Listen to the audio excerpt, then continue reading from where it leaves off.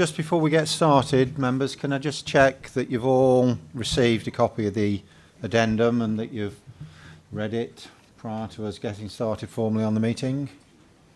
Yeah, okay. We still need to wait another minute before we can start properly. Thanks.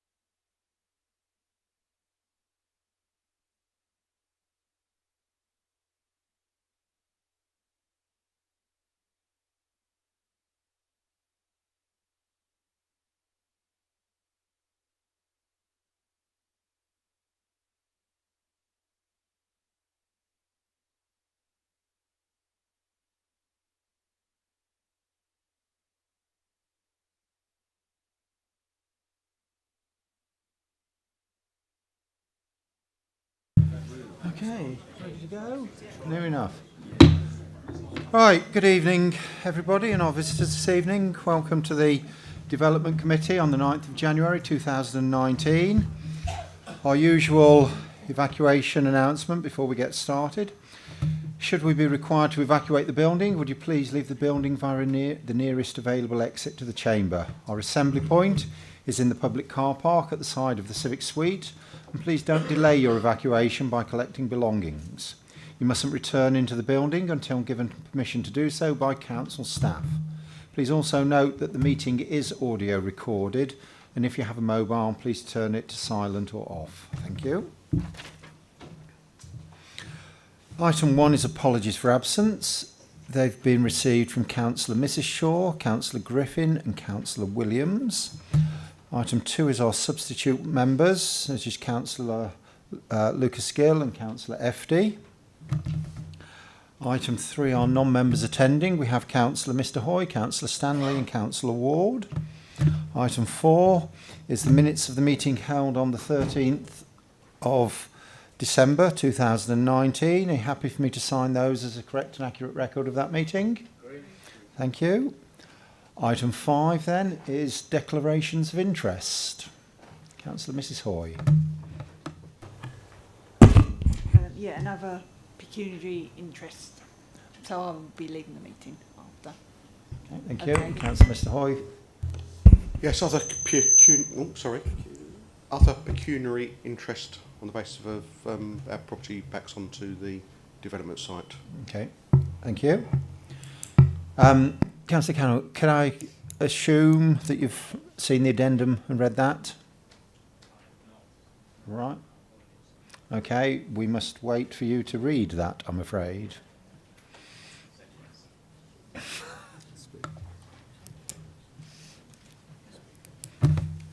Members, I'll just postpone for a couple more minutes.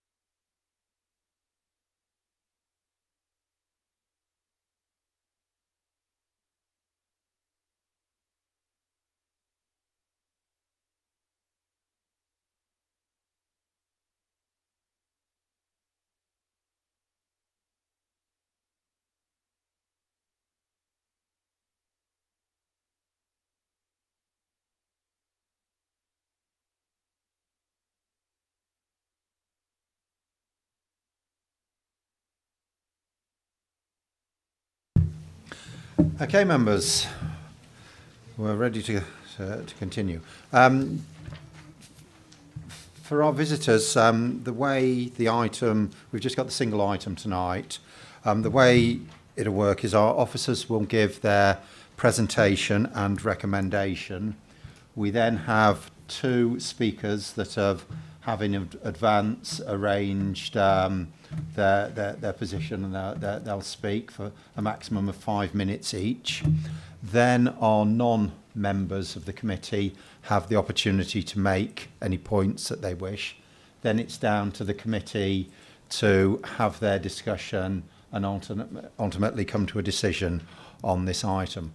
Unfortunately, there isn't any further opportunity for our visitors tonight to take part in the meeting. I'm afraid it is just an observation that you've got to do tonight. There will be things that you hear that you think are good, things that you hear that you'll think are bad, but please do your best to restrain your emotions so that a full and proper deliberation can take place by members. Thank you.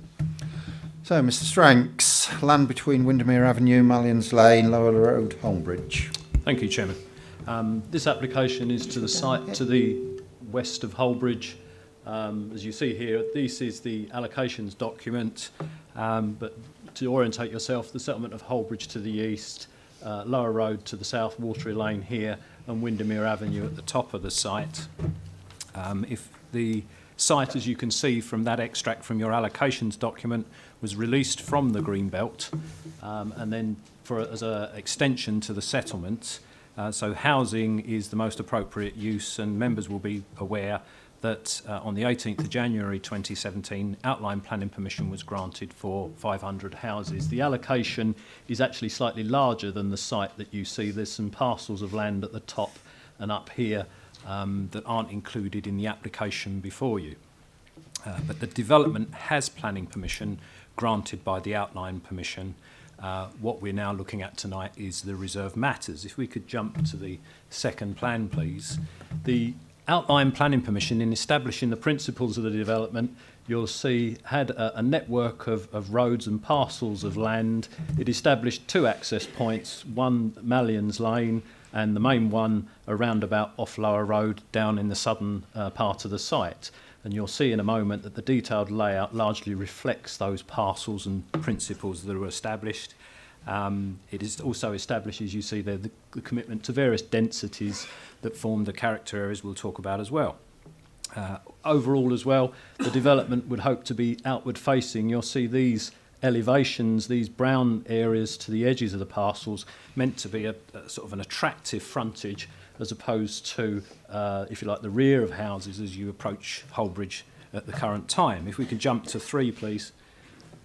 The outline application also, if we can make that a bit smaller, that's great, thank you. You'll see that the outline application established this parameters plan that accepted that the higher density would be in the middle part of the site, a maximum of 3 stories, the red areas up to 3 stories, with 2-storey at the top, as a way of shaping the form that would come to you later in reserve matters. Consequently, with that outline application granted, reserve matters were submitted in February last year. Those details were initially recommended to you on the 19th of July for refusal by officers because 2 main reasons. The house types that were submitted, officers felt they didn't comply, or a large number of them didn't comply with the national space standards on floor space and cupboard storage. But also the County Council's urban designer was fairly critical of the sort of architectural detailing, the makeup of the buildings. It was over-reliant on the landscaping, and he felt that it wasn't good enough to recommend members to approve. The application was requested just before you considered it by the applicants to be given the opportunity to reconsider the position and to provide revised plans, and subsequently on the 19th members deferred the application. The applicants have now gone away, if we can look at plan 4 please, and revised the application, and they have substituted each house type. The designs that were initially proposed have all been scrapped, if you like, and new house designs, which we'll take you through in a moment, have been substituted. The layout, as you can see, because of the outline framework established, is the same again, the road coming up through to the middle part of the site, Mallion's Lane here, the roundabout at the bottom of the site, and the parcels of land, and you'll see from the layout the outward facing, as well as the landscaping and the SUD systems all around the development. The house types, they all now comply with the national space standards. They're all either at the gross or most of them are exceeding the gross. The only slight failing, and it is a minor failing, is that some of those house types, and by no means all, have a slight shortage of cupboard space of less than 1 square metre. And officers consider that not to be sufficient to warrant a refusal. In actual fact, the applicant's measurements through computer packages and techniques, they argue that they comply. But officers' measurements with our own computer package and techniques, we have to report to you that the tools we have put them under, in some of them under in that way. But it's such a minor failing. In some cases, it's 0.14 of a square metre. It's not of such substance to I think, concern you. Hence, we feel that view has been overcome. Now, on the urban design issues, as I said, there was a concern for the 3-storey massing that was expressed, largely by third parties as opposed to the urban designer. If we can look at Plan 5, please. This is the massing plan that previously you saw, and the red and the purple are the higher stories. The yellow is your 2-storey developments. This is the plan that's not before you tonight, but I'm going to show you the one that is for comparison. The yellow are the 2-storey buildings. You can see this higher land here, approximately where the farm buildings are or were. The purple is the 3-storey buildings. The only genuine 3-storey buildings are the flatted units. And the red is the 2.5-storey ones, the ones with the rooms in the roof, sometimes with dormers that you see.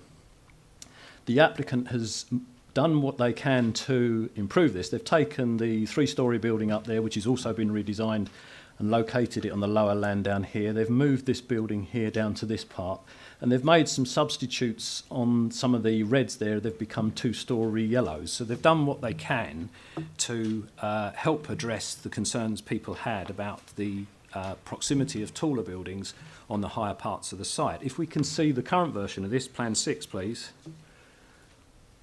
There we see the current layout. You'll still see that there's, as per the outline plans, the predominance of the higher storey where you see the red, which was established at outline, but here is the new 3-storey building. Here we see the one moved down, and you'll see the 3-storey buildings, which becomes relevant, largely punctuate the architecture as you would progress through the site. They're corner-turning buildings, they're landmarks.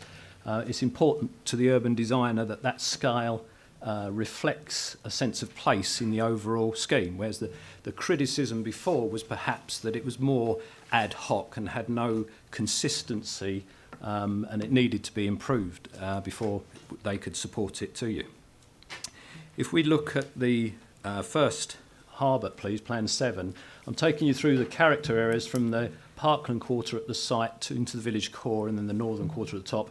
This is one of the house types that's chosen for the Parkland quarter. That is on entry to the site from the roundabout on Lower Road. That southern part of the site has a density round about 35 dwellings per hectare. The layout has a strong relationship to the green spaces and parks that you saw that on the crescent as you run into the site. If we see Plan 8, please, this gives you an artist's impression, as it were. That's okay. This gives you sort of a artist's impression as you would sweep into the site with the pavement, the parkland opposite, and you'll have seen from the site plan we'll return to perhaps later how the street curves on entry to the site as it sweeps up to the high ground, and taking advantage of that. If we could jump to 9, please. This is one of the affordable house types. I will be showing you market housing and the affordable housing types so that you can see that the architectural detailing is the same. It isn't going to be, you've easily spotted which of those types. That's the purpose of the sort of the designs, is to make sure that it doesn't matter what tenure it is. From an architectural point of view, you wouldn't be able to distinguish which buildings are which. There is a slight scale issue because the affordable housing element obviously requires a predominance of smaller house types. But hopefully members can see that the architectural detailing around the windows and the features is the same as that for the market housing. If we could jump to 10, please. This is another artist's impression of that house type in use here. You'll see from the street scene in a moment the car parking to the front, but note the hedgerows when they mature and the mature planting that goes in as best it can to soften the impact of the parking courts, which was one of the concerns that the urban designer had in the scheme in the summer. If we could jump to 11, please. This is a street scene comparison. Now, the above street is the street that was before you in June, and this is the same part of the street here onto the Crescent as now proposed for you to consider tonight. So this is an improvement on this, if you follow. Now, there's the introduction of more hipped roofs that you'll see, and part hipped roofs. You'll see that there's an introduction of chimney stacks. You'll see the materials changing, the use of renders and sort of Tudor beam type. In this character area, they've gone for pitched roof dormers. That was a criticism before, but it's not endemic throughout the scheme that they're all pitched roof for reasons of architecture. But you'll see that because this follows the arts and crafts Georgian Edwardian styling, then they've taken that criticism of the flat dormers and they've put that in as part of the architectural makeup that's before you tonight. If we can jump to 12, please. This is another street comparison in the same area. This is the area with the affordable house types, and I mentioned earlier the image with the planting and the trees. There was a concern that would be rather bland. The applicants have taken the image from these house types to these ones which are now proposed, and although it's on a small scale, you should be able to pick up changes to the doorways and the porch details here. And you'll also see the vents at the top of the ridge lines on some of the house type changes to again reflect that architectural arts and crafts movement. The windows are Edwardian in style, and the window heads have gone from flat gauged arch to brick arches. If we could look at 13, please. This, I think, is the last in the area. This is over this side. And again, the elevations at the top are what was previously before you, deemed unacceptable. The elevations on the second plan are now what they've become. The buildings are broadly in the same position. You'll notice changes to the garaging positions, more space, more use of hipped roofs. The door surrounds and timber porches are of character. There's also rafter feet. Some of you may be familiar where some of the old rafters in the loft used to sort of poke out above the brickwork as they come down. It's probably, other than those with a keen eye, can see that detail in there, but that's subtle changes and improvements to all the designs, the new designs, to distinguish between what we had before and what we've now got for members to consider tonight. That was the Parkland Quarter. If we could jump to Village Core, please, Plan 14. This character area is in the middle part of the site. The density now goes up to between 35 and 45 dwellings per acre. It has a more urban grain to it. You'll see that the window changes are more contemporary, of sort of a current sort of fashion, not particularly ageing in character, but of its time. There are three-storey flatted buildings, which we'll see in the images shortly. This house type is a typical market house. If we could look at Plan 15, please. Members were noted also that one was a 2.5-storey form with rooms in the roof. This is one of the affordable house types in this character area. You'll see again, because of its size, because of the demand for two-bedroom places, but hopefully you'll have picked up the door proportions, the columns and details, a more sort of urban feel between these designs now as we go into the more central core part of the development, but the same materials and proportions that the character displays. If we could see 17, please. Oh, sorry, yeah, could jump back to 16. Sorry, my mistake. That's important, this one. This is an artist's view, as you see from the street. What you can see, look, is the sort of relationship of the buildings to the street, the small hedgerows and protected knee rails, the landscaping, the human scale, the surface treatments. What you'll also see is the flatted buildings with more articulation and choice of materials in the end, but also how they're used to turn the corners. As I said earlier on, rather than being just placed in good spaces, they've now been put in logical positions in the layout so that it reads well architecturally as you would work through the scheme. Sorry, yeah, if we could jump to 17. This again is a street comparison. This shows you the flatted buildings at either end. The scheme above here again was what you had before. This is now the scheme as improved. You'll see the change in the materials on the elements, the articulation in the buildings, and you'll see some subtle change. If you're lucky, you can see the changes to the windows and door frames. The door surrounds are simplified to reflect a more urban or suburban feel to what the other two character areas would demonstrate. If we could jump to 18, please. This street comparison is still in the village core area, this central part of the site, running through here, again, what you had before you before, and then what you have before you tonight. Again, garages have been improved. Still the flat dormer features, but you'll see that proportions and the detailing to the buildings are different, and that there's also a use of render and surface materials on the walling in relation to the roofing. Lastly, if we look at the northern quarter, we only have the house types for these, but if I take you through some of the market houses, you'll see again the importance of the doors, the windows, the proportions. If we could jump to the next one, please. Sorry. Okay. See variation on the same theme, and again to the next one.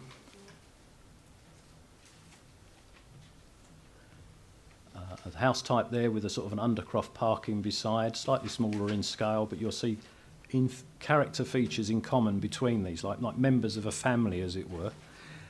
If we could jump to the Havengore 21. Here we see, in this part, you're looking at classical architecture inspired by Georgian influence. This is probably a good example of the collection of the houses we have. See the rendering, the cornice details around the buildings to give them that classical feel, as well as the entrance porch details. And lastly, if we could go to the N52, please, 22. This again is affordable housing dwelling in that character group. Again, you'll see details in common to the larger house types, the private ones, but this is only smaller, largely because the demand for affordable housing is smaller households, 1- and 2-person families. That's the character areas, 3 character areas. You say the Parkland Quarter down by the entrance into the site, moving up to the higher ground in the middle of the site, which is the village core, a more urban, suburban feel, and then the lower density Northern Quarter of around 25 to 35 dwellings at the top in the vicinity of Windermere Avenue. Now, if we could just look at the affordable housing plan, please, 23. One of the criticisms before was whether the affordable housing would be pepper potted, scattered through the layout. Members will appreciate from a lot of applications that we've considered since that the housing associations will not take over scattered individual dwellings. It doesn't work for them operationally. So what they will accept is what we call small clusters. So here we have a grouping down here of the part equity schemes. The part equities are in a purple, some of which are up the top there. The blue are the social housing for rent units, and you'll see that whilst it's a single building where the flats are, obviously there's 8 flats in those buildings, 6 or 8 flats. So there's a multiple use that the provider can work with, and they're used to bookend, as I say, the corner of the streets and the blocks that are there. But officers definitely feel that the proportion and layout of the affordable housing prevents any sort of ghettoism, whatever, where the pepper potting was designed to achieve, to make sure there wasn't a them and us situation in any layout. So that's been successful. The conclusion is that the applicants have now overcome the previous concerns and objections as raised. You'll see in the report that there was a number of concerns that members picked up in the 19th of July, which I haven't gone through, but they're set out in the report, which you will have read. On the addendum, there are a number of representations from Holbridge Parish Council, the Holbridge Residents Association, British Horse Society, Rorath Flood Action Group, and 23 further neighbour letters that you'll see have been summarised and set out for you on the addendum. The recommendation is approval subject to the conditions that you'll see at the front of the report. Thank you, Chairman. Thank you. Now our first speaker is Mr. Houghton.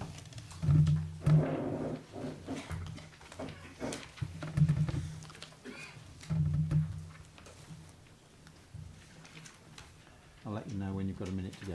If you just flip the mic on.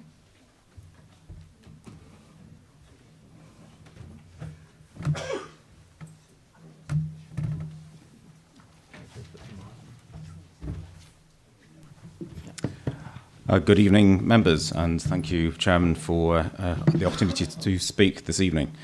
My name is Ray Houghton, and I'm the Head of Planning at Barratt David Wilson Homes, Eastern Counties, based in Chelmsford.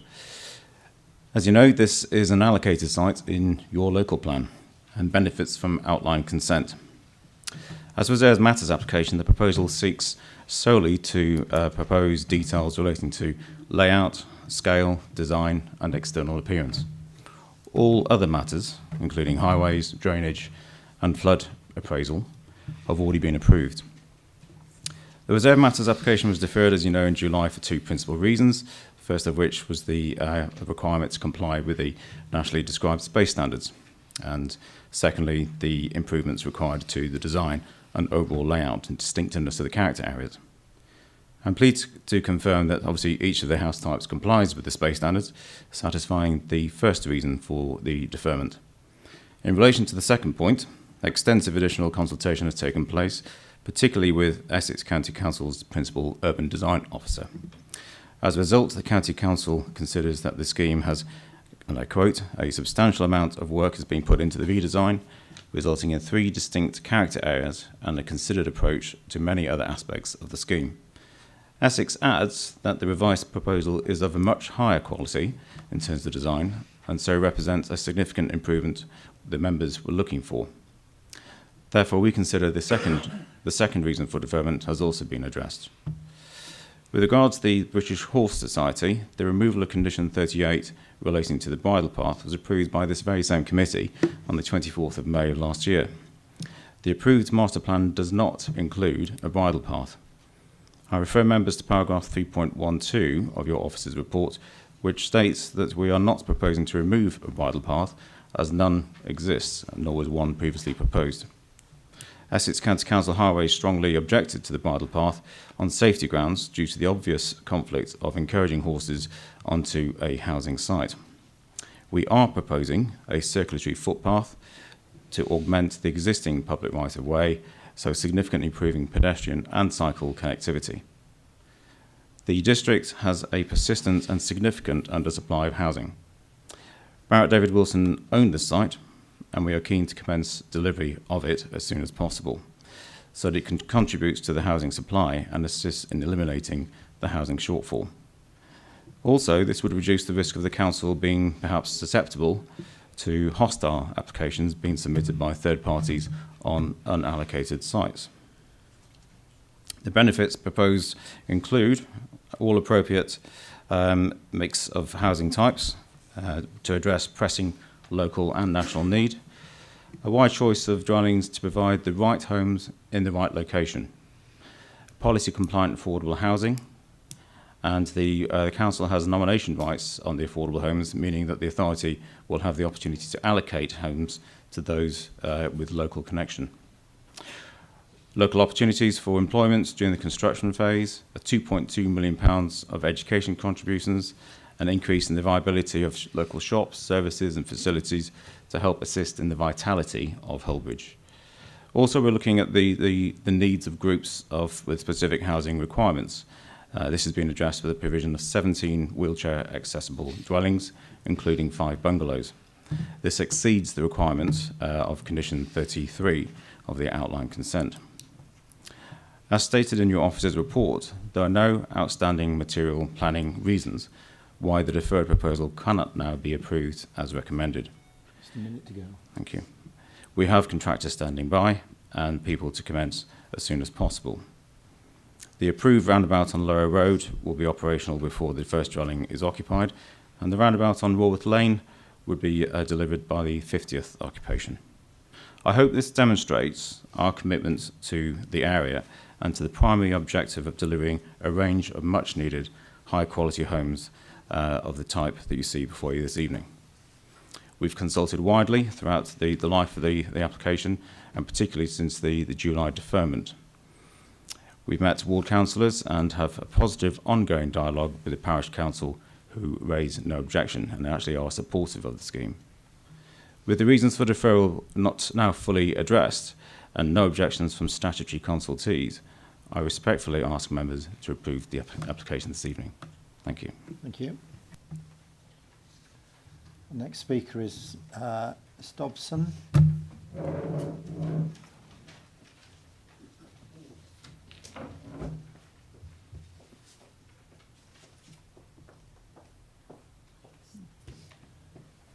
Again, up to 5 minutes. I'll let you know when you've got a minute left. You just flick the microphone on before you start. Okay.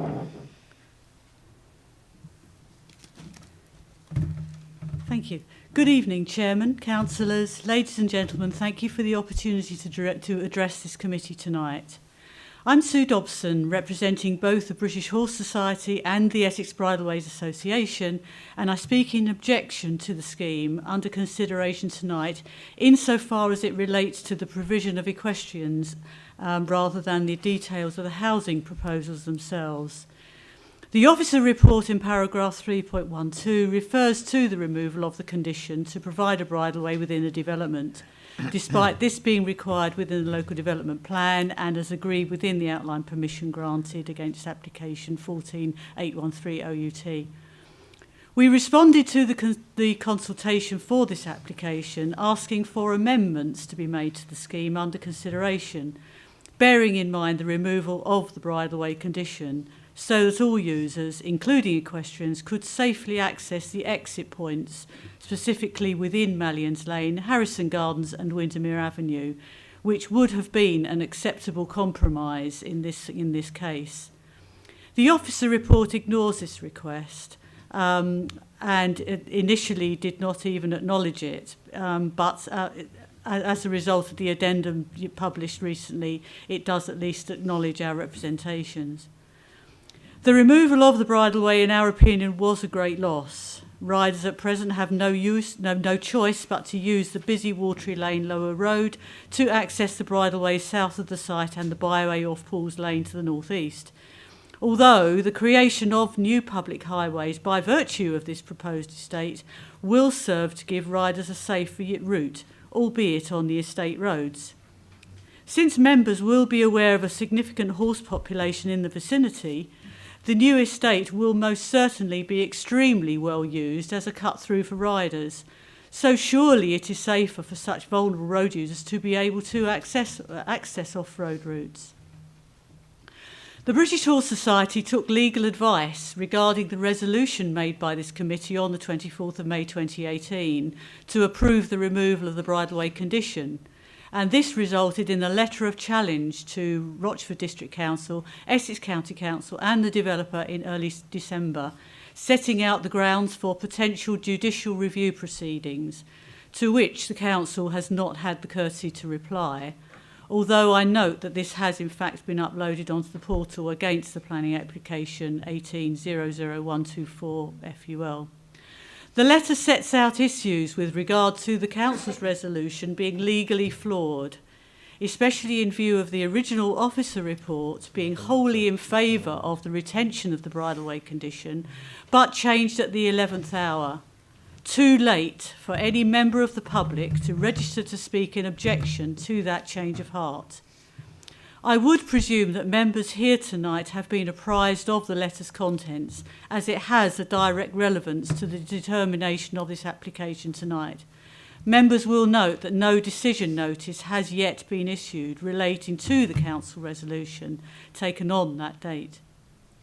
The letter asks that the committee be reconvened to properly hear the application again, there being no decision notice yet issued, so that the correct procedures can be followed and the committee can properly consider the safety and connectivity points raised in the application.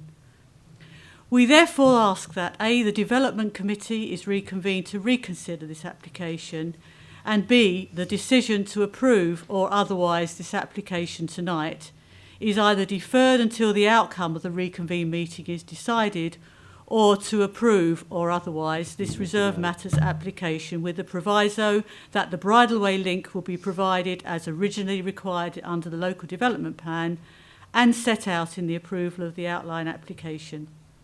Thank you for listening to me. Thank you. Right.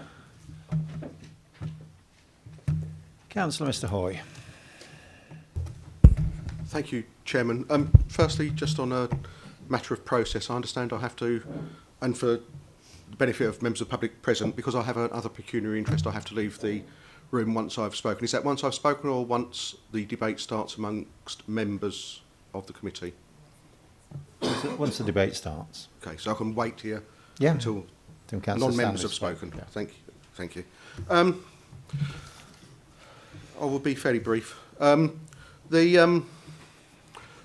The improvements to the plans are unquestionably there. I wouldn't dispute that, but I would also say that it would be hard not to improve on the plans which were first submitted, and it's disappointing that these plans didn't come forward first. I think I'm still not happy. I'm not happy with much of it, but I'm not happy that two of the flatted buildings, the three-storey flatted buildings, are still sited on the higher ground. Yes, two have been removed to lower ground, but two are still just under the brow of the hill, and I still think would be quite prominent in the design of anybody approaching Holbridge from the Holbridge Road direction. I'm disappointed they could not have also been moved further down the hillside, given the fact that we've been told that the outline permission gave the right for three-storey buildings to be there. I'd just like confirmation as well from the officers that, because one of my original concerns was around the amenity space, I was verbally told that the amenity space is now in place for all the flatted buildings because they've now got the inclusion of balconies on some of them, I think, which weren't there in the first place. Can I please have confirmation whether or not the amenity space does now comply with our policy for all the flatted buildings, or if it doesn't, which flatted buildings it doesn't do so on? Do you want to do it as I go, or do you want me to You carry on. carry on and then you do it at the end, and then I'll go? Also, I've had a verbal assurance from Mr Houghton during one of the meetings that the garage has all met our policy size. Can that also be confirmed? Because I haven't been able to check that myself, and I'd like it said in public if it does or doesn't as well. Thank you. Also, there's mention around density, and I think the Holbridge Residents Association have mentioned about density, and I think there's an error in one of where it's been transferred onto our report that they've mentioned in the report. It says they talk about 15 buildings per hectare. I think it's around 30 to 35 buildings. I think it's just a typo in one of the reports, and I just want that emphasised as well. They're the queries on arrays. I can't raise anything on which has been past the outline. However, I want to bring up about the roundabout, because I know the roundabout has been the roundabout on Lower Road, which is the roundabout at the bottom of the plan. In Mr Houghton's verbal report just now, he mentioned the roundabout, and that's why I want to raise it. It's also mentioned in a report which I think was all sent to all councillors, and I just want this clarified and cleared up. In the outline approval on the 22nd of March 16, or the planning application put in then, on what was approved from that application, at what the report issued on the 18th of January, it states that the roundabout will be built prior to the commencement of the work, not prior to the occupation. I understand it would appear on the 23rd of January, it managed to get into the legal agreement, there is a wording, it doesn't say roundabout, it says highway improvements will commence prior to the first occupation.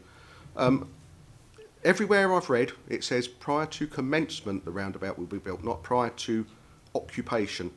When the revision to the roundabout came in and was passed by the committee on the 24th of May 2018, and that's the revision of the roundabout when they BDW Homes also added the lay-by, which I think was at the suggestion of Councillor Mrs Hoy, which was very gratefully received.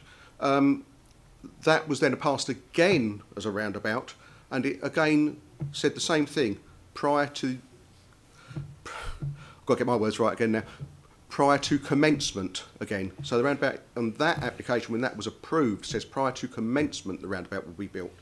there's nothing that has been passed by this committee or previous meetings of this committee has ever said prior to occupation. It has always been prior to commencement.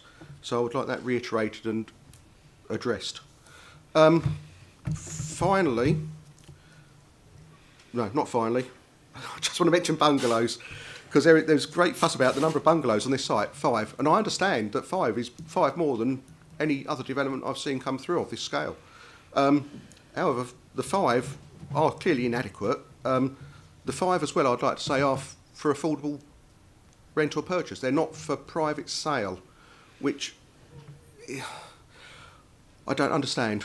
And I really feel let down that the site could not find more land for bungalows or the way to get more bungalows in for private sale, which are desperately wanted. I know there's an elderly population in the district, particularly in Holbridge. There's many people who'd like to move to downscale or upscale from a house with stairs to a bungalow with no stairs, and it's just not being made available to them in any of these new developments. And then finally, I'll move on to the about landscaping, which is part of this. I'm fairly happy with the landscaping. However, with regard to the bridleway, I know it's come up before, it's come up again, it's been altered and it's been removed. Is it possible, and I'd like this considered, that the bridleway could be added by way of a condition to the landscaping, or with a view of consultation with ward members for the addition of a bridleway or access for horses to the site?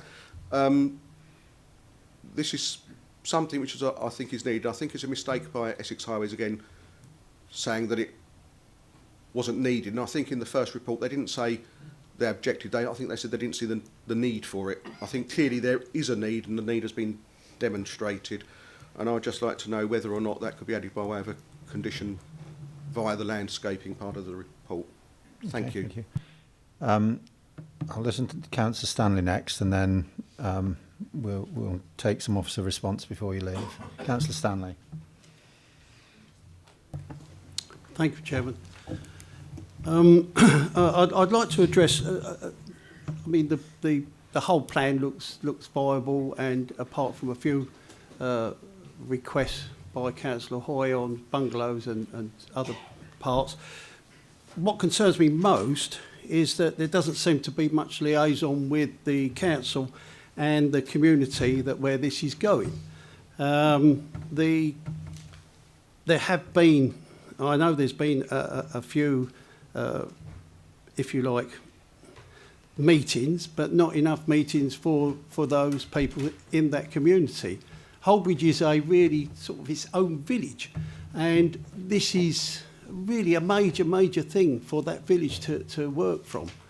And I do feel that the council should have, or perhaps done a little bit more in their way of consultation, in their way of talking to the village, rather than hoping that they're going to come forward and speak to them, because it is the council that is going to say yay or nay to this development. Several things. There's lots of things that perhaps the RDC are not aware of what the NPPF and lots of community involvement, the Regulation 25, and many other things that have come to light, and it doesn't seem to be addressed by RDC. And I asked the officers that should they have done a little bit more beyond their remit to contact those people at Holbridge, the Holbridge Residents Association, and all those that are involved. I think, you know, the more you put into it, the more effort the officers will put into it, the better it becomes for those residents at Holbridge. Thank you. Thank you. Would you like to make some comments before we go on to the committee discussion? Thank you, Chairman. Taking the last point first, the applications, when they get revised of any substance, are subject to a public consultation exercise. That's normally site notices and direct neighbour notification. as well as notification with agencies such as the Residents Association. Now, the Residents Association have submitted something like 7 letters, I believe, over the last few months. So they're familiar with the applications, and they've submitted quite detailed responses about sort of a lot of stuff to do with building regs and other things, but they have definitely participated as the sort of the written correspondence that everybody does. There's also been, as the applicant said, dialogue with officers at county, the specialist advisors, and they met with ward members. So district officers are comfortable that the consultations, which are sort of laid out by statute, you write to these people and ask them for a view back, they've been undertaken. With regard to the point raised about the bridleway, there is landscaped areas that you can see on the plan, but the problem is you can't just set down a highway path. There's certain distances that the bridleways, I think, have to be from other junctions and things. You can't just sort of put a fence in and say, oh, we'll ride on that. You would have to liaise closely with the highway authority to meet their standards, to be safe and adopted. Now, the issue that was raised by the county before was that you'd be introducing riders into a sort of a suburban mix, and the two things don't meet. If there was a sort of bridleway that sort of started on the site just as you get in and suddenly went off across the adjoining land not within the applicant's control and took the horses away from the urban development, they would have supported that. It wouldn't have linked up with anywhere, but because the site is essentially an urban location, it's not like our Jubilee Country Park, where there's a circulatory route round what is effectively an open space.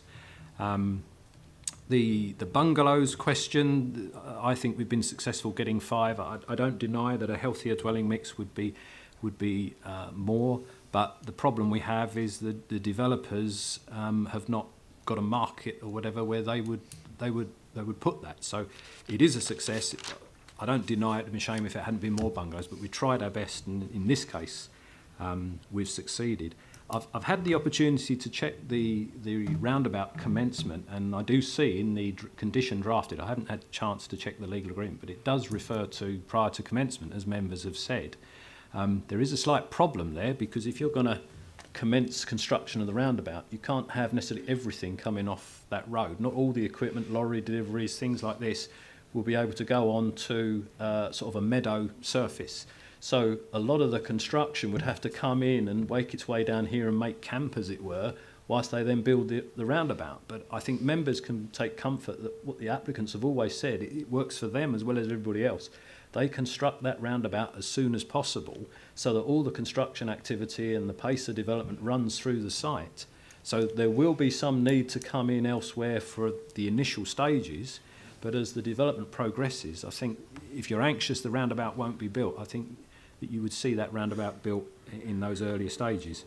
I can't find the error in the report without a paragraph reference as to 15 per hectare, but in my presentation I did outline the different densities for the various character areas. I think the lowest density is 25 at the top, and 25 to 30 down here, rising to 35 to 45, I believe, in the middle, roughly those proportions.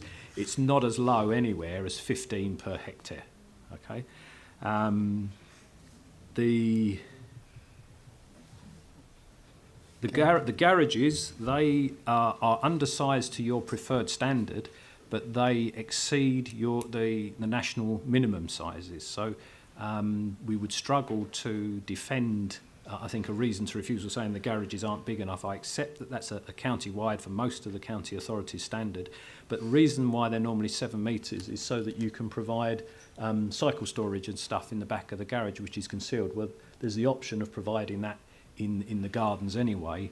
I'm not confident that if members were to hold out for slightly deeper garages by, say, 1 metre, that would be supported on appeal. We did fight an appeal with KFC on the estate that's on Cherry Orchard Way over the depth of the car parking spaces, and we lost that.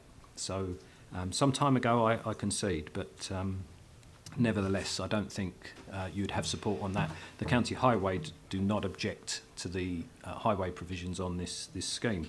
I don't know if, Katie, you can zoom in on this area here if there's a chance. The flatted schemes comply with your amenity space, but the issue was here with these ones that are close to the open space. If we can, that's it, that's great, that's good enough. Yeah, stop.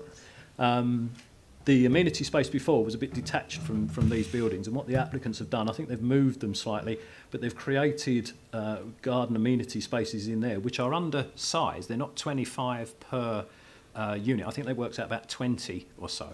Some of the units have got balconies, and we say a balcony of 5 square metres counts. These balconies are sort of 4 square metres, so they're slightly undersized on that. But your standard does say where a development, be it housing or flats, is adjoining an area of public open space, and these are right next to it, that standard can come down, and that's why we're recommending to you that the scheme can be approved. These guys get the benefit, the outlook of this open space. They get direct access to it, as well as anybody else, members of the public. They have their own private amenity space. In this case, these group there are slightly undersized. I think that's it, Chairman. Yep, okay. All right. Are you going to leave now?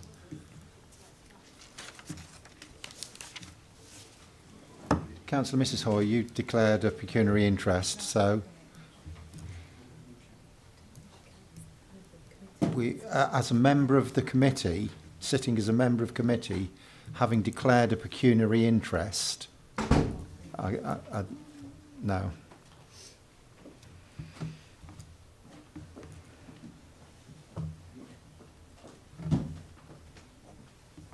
Thank you. Right, members. Councillor Steptoe. Thank you, Chairman. I've got a number of questions, but first of all, could I have some clarification on a couple of legal points first, depending on the answers to where I go with my questions.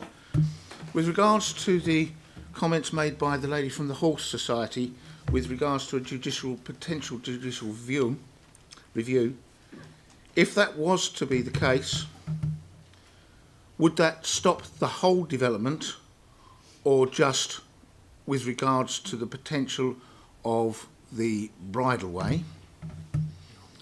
And secondly, in the addendum, item 4 on page 4, and it runs into page 5, it comments there that Rochford District Council, in breach of their terms and conditions and ignoring the legislation approved by the government and common law and case law from the High Courts. Can you clarify what that actually means, please?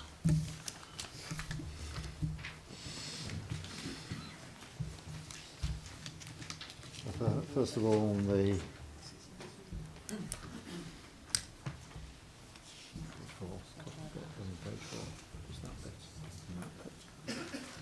so that's an alternative group saying that we're in breach of something.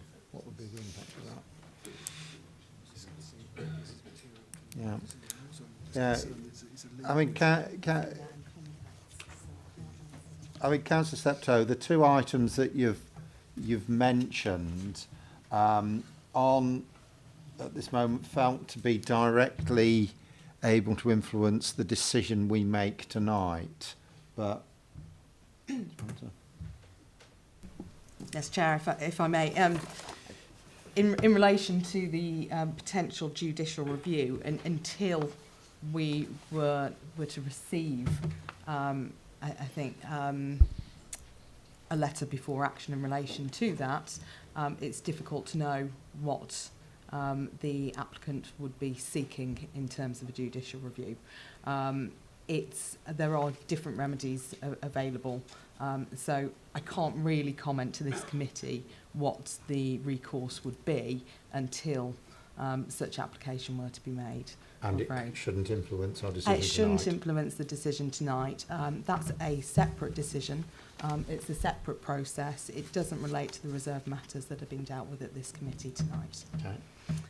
Similarly, in relation to the point on page 4, moving into page 5, unfortunately, Chair, I'm not able to answer that simply because I can't place it in context of knowing which terms and conditions or which legislation has been referenced.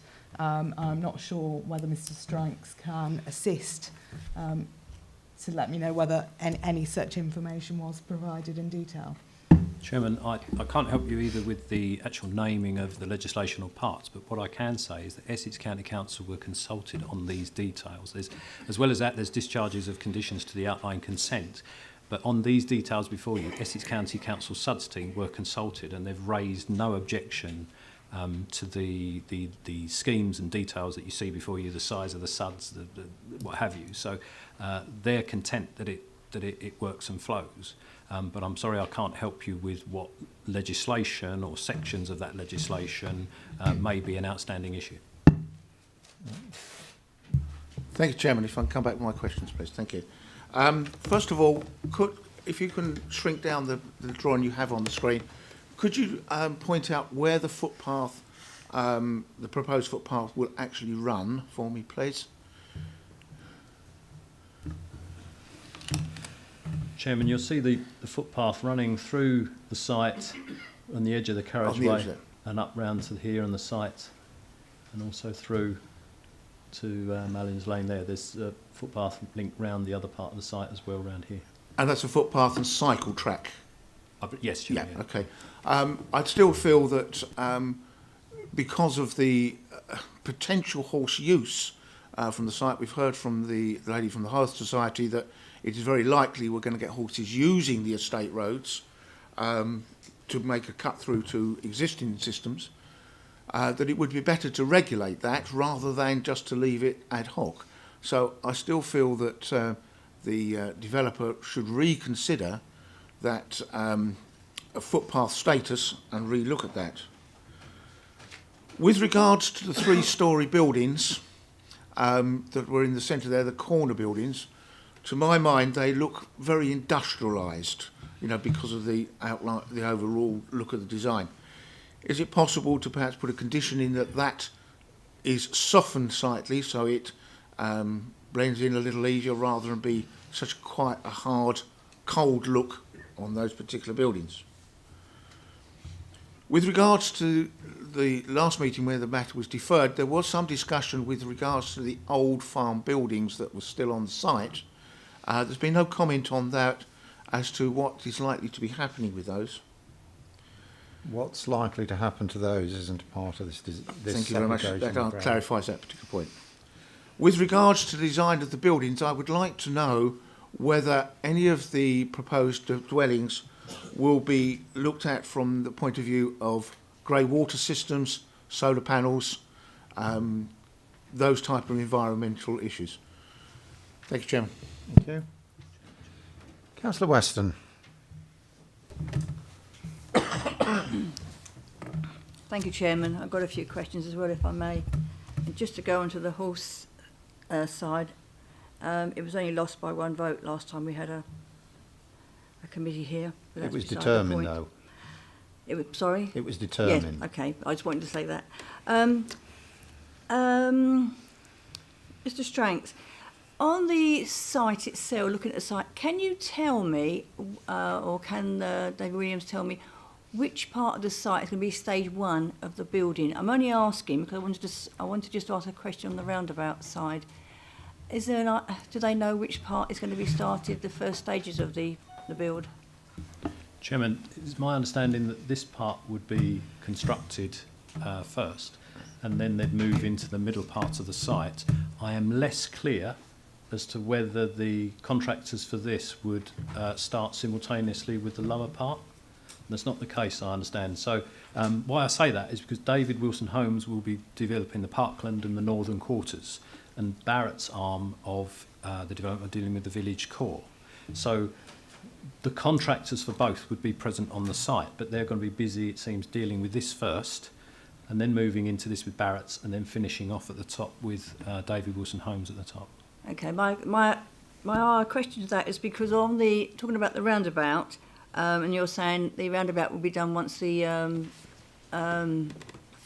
maybe the first people move into the properties. Because I'm just looking at the road. I'm just concerned about Mallions Lane with the the trucks and things going down Mallions Lane and the residents along that road. So as soon as they've done the first stage of the first houses, my question is going to be: will the road be on that estate be done to match the roundabout that's going to be completed or going to be started at the end? So you've got stage 1 at the end of that, or adopted, whatever you want to call it. Will the roundabout then go ahead from then? Chairman, I'm not quite sure I understand the question, but the access to Mellins Lane is existing access to the farm and public right of way. They can't block that up. That's right. So when you say will it be done, Well, you've got the whole road coming down to the roundabout, because obviously from the roundabout off Lower Road, you're going to have access into the estate. At the moment, you're not going to be able to do that from that roundabout, because the roundabout's not going to be completed or started. So my question really is, if you're going to do the first stage at the bottom of near the Lower Road, when is the roundabout going to be started or completed for that section? the roundabout, Chairman, is likely to be started at the same time they start on this early stage here. I think the aim is to get this in, Right, so that then they can work fast. Right, okay. But in order to get on site to build the roundabout, for a time they're going to have to bring kit in.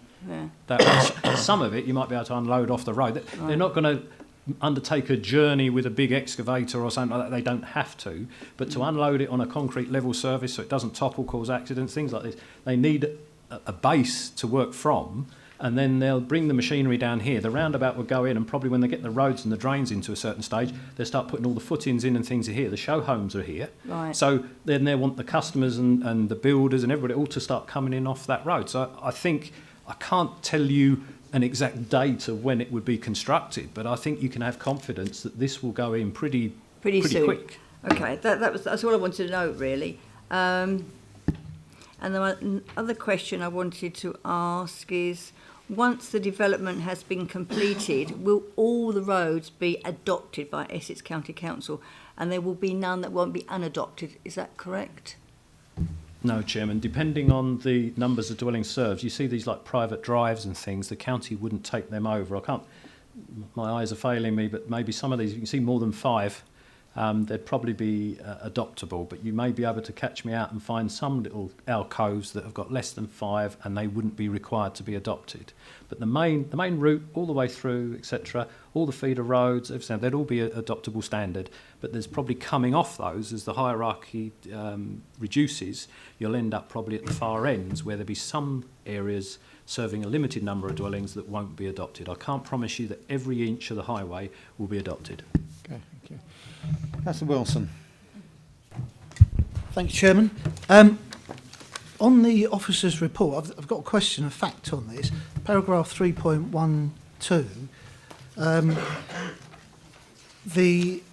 In the paragraph, it says the letter dated the 16th of May from Essex County Council Highways about the creation of the bridle path. But I went back and checked my emails, and the email that was sent with the Essex Highways report on it didn't go out until the day before at 4:05 in the afternoon. So I'd like to check that is actually was part of the addendum for that. That's given a week's delay. If I can then move on to the next point, which is again to do with the 3-storey buildings. Because Reserve Matters is about scale and mass and that sort of things, we've still got 2 3-storey units that are still at the highest point in Holbridge. And as I've said before, that is the lowest point of Lower Road is at sea level, 0 metres, and that then rises over 600 metres up to 20 metres. And now I appreciate that by moving some of the 3-storey units down, that's very good. But unfortunately, paradoxically, by leaving 2 units on the skyline, it actually draws your attention to it. And traditionally, in developments, you'd have something like a church on the highest point of a piece of land, or in the case of Rayleigh, you've got the windmill. And so that draws you right to it. Holbridge will have 2 3-storey buildings as its apex. I don't believe that is in scale. With regard to the addendum, there's a couple of points I'd like to raise. The HRA raised about balconies, and I'd like an assurance that none of the balconies actually overlook existing properties, or if they do, that they've got sufficient space between the balconies of the flats and the existing buildings. And in particular, there's plot 240 to 248, and on the diagram it seems to me that that overlooks plot 239. So I'm not sure whether that's the case. Moving on to the next point, which is to do with the, I'm not sure it's a reserved matters, but it is in the officer's report and has come up, and it's to do with the understanding that parts of the estate are being sold off to other boroughs. I'm not sure that's not specifically... Not relevant. Okay. So I'll have to stop on that one. Yeah. Okay. And then finally, is to confirm that the lighting within the new estate will conform to Essex Highways standards, specifically as LED lighting. Thanks. Okay, would you like to bring some things together? Thank you, Chairman. Where you have adoptable streets, then the lighting would obviously conform to Essex County standards. But where there may be private courtyards and areas at the end, as I said in answer to the previous question, then they wouldn't necessarily have to build those to county standards. Obviously, the designers may build designs that comply anyway, and those may be chosen, but you could only expect to see lighting compliant to Essex standards on what is predominantly the adopted highway network. I'm not sure of the geography where the plots 248 and 239 are, but I can show on this plan the three-storey flatted schemes. You'll see it now nowhere near, apart from up here, and nowhere near anybody existing. And this distance you'd need for overlooking to be 35 metres between the windows to the flats and the nearest dwellings, and that is way in excess of 35 metres. So I think members can be sure that the overlooking to existing residents wouldn't occur from the three stories. I'd only try and answer the point. It's a matter of taste and judgment, but when you mentioned was about churches and castles and things, they're obviously put on defensive or prominent positions for a purpose. A, for defence for castles, subjugation in the case of the church. Now, these buildings here, they, as you saw on the images, perform a townscape function.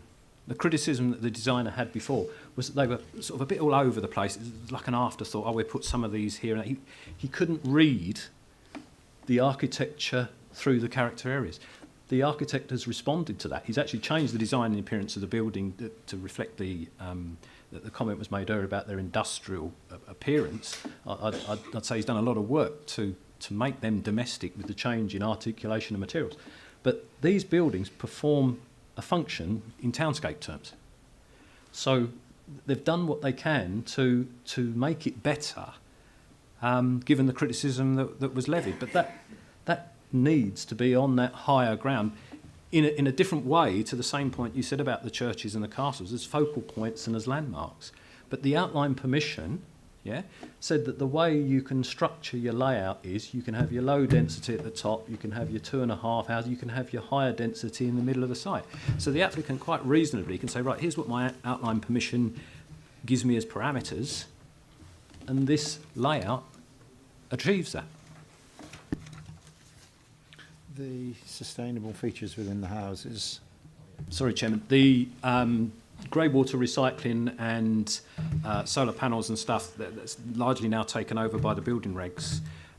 You quite often see a telltale sign where, as you look at a housing development, you see, I think, 3 solar panels on the roof or something, where they try to get a certain value, and if it's not achieved by either solar tiles or something like that, but that's now, it's sort of largely leapt out of planning, because there was a time when it wasn't covered with the building regs and planning took it over, but before it really got going under planning, it got back into building regs again. So in order to comply with building regs, they will have to satisfy criteria under building regs on that amount. Thank you. Councillor FD.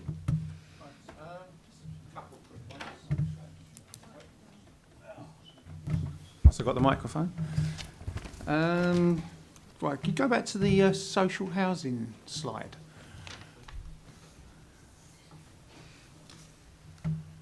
That's it. The one with you got the elevations where it actually showed what was there, sorry.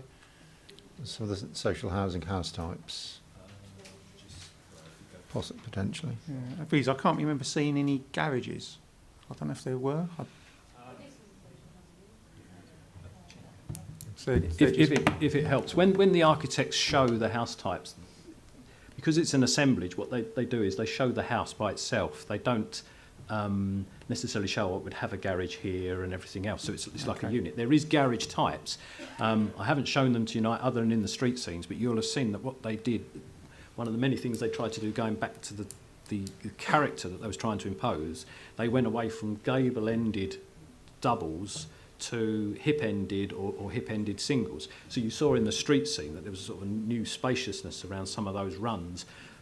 There was in, I think there's the second or third image, in if we can go back to the site plan, the area here which is affordable housing, in that enclave, in that particular character, there isn't, I don't think there's any garages, they're parking spaces, and that was one of the concerns that the urban designer had before. He felt that would be highway dominated, but he didn't appreciate the landscaping treatment that was coming in to soften that up. And you saw in the visual image, when I said here's the house type, and then you saw the street scene with the porches, etc., you could see the cars parked between dwarf hedges. So in townscape, that's it. In townscape terms, we felt, well, that's acceptable. Not everybody has to have necessarily a garage, but the applicants have spent some time. The landscaping has been an essential part of the layout, not an afterthought. So the urban designer is comfortable that even though it's affordable housing and the vehicles are parked in a forecourt, with the success of the landscaping, and you've got really good, competent landscape architects doing this, that it should be, largely give it a few years, what you see there. Okay, it brings me on to my next point, which was there's going to be 500 houses, probably in excess of 500 plus cars with air quality. I haven't heard anything about electric charging points, or because normally you need off-street parking to be able to plug a car into. There's no mention of that been at all.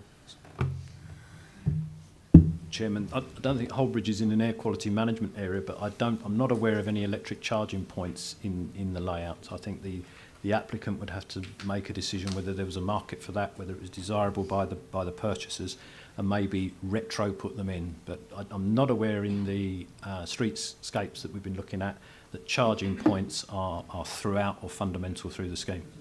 Okay. And also with the it's got money here towards cycling, and it's got, what is Route 135? Chairman, that's in the outline application. There was a number of infrastructure commitments that the outline set that these applicants then purchased and are now obligated by. And one of those is a highway route that crosses through this district. I'm not sure if it comes from Chelmsford or further afield, but there's a stretch of it, and that they are contributing 100 grand towards. Okay, because where it says here, it says Stock to Southend. I just wondered if it's actually coming through Rochford. Would it have just been Southend? Yeah, I think part of that route comes through, and therefore as a contributor, they're not going to build the whole thing, but the 500 dwellings has been argued by county to generate. Yeah, I understand what it means. I just wanted to make sure actually we got some benefit as a district from it. Okay. Okay, members. Oh, Mr. Wilson, Councillor Wilson, you want to come back? Thanks, Chair. One final point. It carries on from the point Councillor Steptoe made, which was about the judicial review. But is it possible, before the judicial review, if it ever happens, to put a condition in that allows equestrian access, as was suggested in the addendum? Well, I would say we made a decision about equestrian access back in May. We're more than 6 months since we made that decision, so I suppose anything's possible, but we have got clear advice from the Highways Authority about them not wanting that. We have also got or heard from Mr. Stranks about a series of conditions that may mean that anything we condition could simply not be deliverable because of its viability and sustainability.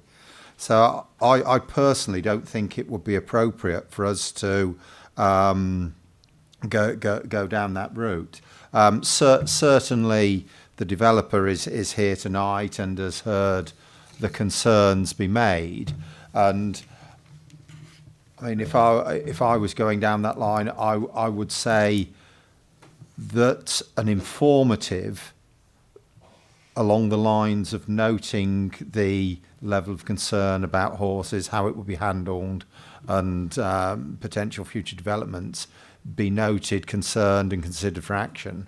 I think that would be potentially as far as we could reasonably go, bearing in mind we are making a significant and important and it needs to be a properly sustainable decision tonight. Thank you, Chair. Just picking up on your point there of an informative, I think that's a very good idea, but I would perhaps add to that and suggest that the developer meets and discusses with the British Horse Society on ways of overcoming their concerns and their problems. I think that's something we can simply ask the developer to do. I think it just down to common sense really there as an informative. I quite agree. We can't make a request for a meeting part of our decision. It's something that we need to deal with outside. Can't let it conflict with the decision we make tonight. Councillor Lucas Gill. Thank you, Chairman. Is there any hope that at some time in the future public transport will go on to this development? And if so, will the roads be wide enough to take them? Well, part of the decision we made, I can't remember what date it was, we do have a bus stop at the end of the site on the Holmbridge Road. Yeah. Chairman, the road hierarchy, that the bus would get in so far, and then as the roads reduce in width, according to the numbers of dwellings left, it wouldn't be able to get out through Mallions Lane. So the existing bus routes are down here and up Ferry Road. There's a bus stop. I can't remember precisely the relocation of it, but it's down here on Lower Road to serve passengers coming through this way, unless they walk through, say, Mallions Lane and pick up the bus stop from Ferry Road, whichever works for them. There's another bus stop just round the corner from Budgeons. But the bus stop provision to serve this development, Highways have asked for, that's down here somewhere. Some people could have a fair trot then to get to a bus stop. Yes, but because the sort of the highway structure through it, and to try and avoid rat runs, although they can't stop up Mallions Lane, the roads I don't think are adequate enough to take a bus through. It's not like the whole road development that's got a major, like 6 metre wide carriageway all the way through in a loop and a roundabout at one end and a T-junction the other. This feeds the development predominantly. Most of the traffic in here will go out in and out through here. But in order to give you connection to shops and schools and other things and assimilate into the village, then there needs to be an access here, as well as the various pedestrian access points that are through the site to give you permeability. But I can't see a bus coming out through Mallions Lane. The junction isn't just wide enough or big enough. Okay, Councillor Hockway. Thank you, Chairman. Firstly, I'd like to comment on the fact that there's been a number of points raised in looking back at some of the history of this in relation to what would seem to be a disappointingly late notice of some reports and information provided, which has subsequently had an impact on decisions made by this committee. Because if some of the information had been a bit more prompt and earlier, we might have had the opportunity of listening to one of the speakers this evening at an earlier stage, and that may have made a difference to what was determined previously. I think I'll just stop you there for a moment.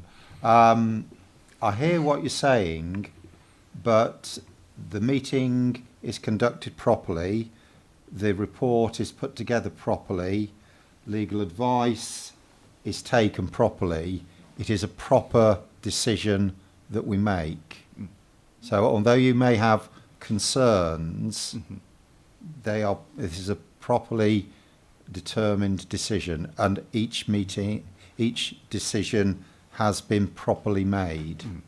It may well be properly it may well, the process may well be proper, but it may not necessarily have actually been,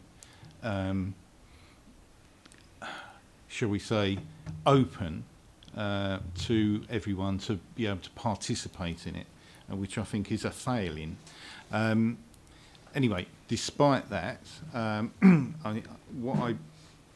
would support the suggestion put forward by Councillor Wilson, because it's not re-looking at a decision that was made, because we're not, his suggestion by condition was not to reintroduce a bridle way, but to look at access points, which was a suggestion made in the addendum. And I think that that is an appropriate way to go forward. So I would support Councillor Wilson's suggestion in relation to a condition regarding that. And I think it's appropriate to say that unless we help equestrian activity and have some kind of control in it, as Councillor Steptoe has mentioned previously, the likelihood is it's going to all be ad hoc and uncontrolled. Thank you. Okay, thank you. Are there any final points that you wish to make before we go to a decision? Okay. Members, we have a recommendation for approval printed on 6.1 to be supplemented by an informative with regard to equestrian access points, to look at the viability of, to consider the viability of putting equestrian route through or bridle route through and so on. I think, Mr. Stranks, do you have enough information to construct that informative based on what members have discussed? Yes, Chair. Okay, thank you. So, those members in favour of the approval as printed, please indicate.